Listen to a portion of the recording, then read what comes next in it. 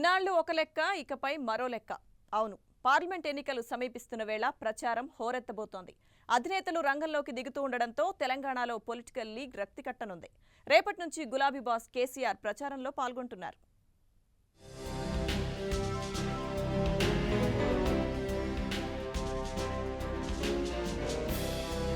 Telangana assembly ఎన్నికల్లో దుమ్ము రేపిన కేసీఆర్ ఇక లోక్సభ సంగతి తేల్చేందుకు పక్కాగా వ్యూహాలు రచించేస్తున్నారు. ప్రచార కథన రంగంలో దూసుకుపోయేందుకు సిద్ధమవుతున్నారు.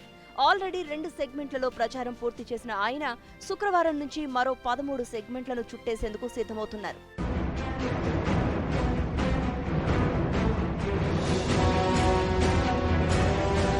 ఈ నెల 29 నుంచి వచ్చే నెల 4వ తేదీ వరకు 13 లోక్సభ నియోజకవర్గాల పరిధిలో 11 బహిరంగ సభల్లో కేసీఆర్ పాల్గొంటారు.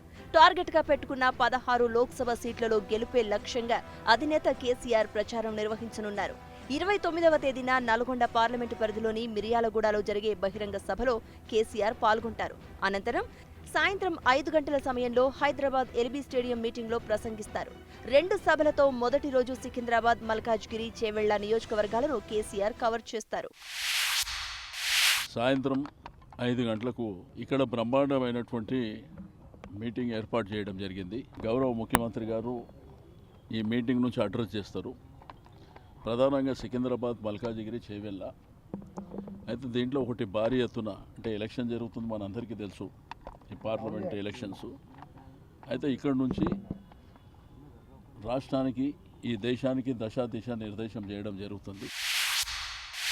మార్చి 31న సాయంత్రం 4 గంటలకు నాగర్ కర్నూలు లోక్సభ సెగ్మెంట్లోని వనపర్తి సభలో కేసీఆర్ పాల్గొంటారు. సాయంత్రం 5:30 గంటలకు మహబూబ్ నగర్ బహిరంగ సభకు హాజరవుతారు.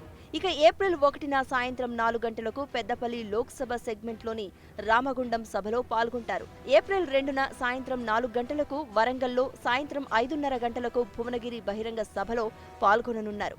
ఏప్రిల్ 3న సాయంత్రం 4 గంటలకు జహీరాబాద్, సాయంత్రం 5:30 గంటలకు నర్సాపూర్లో సభకు హాజరవుతారు.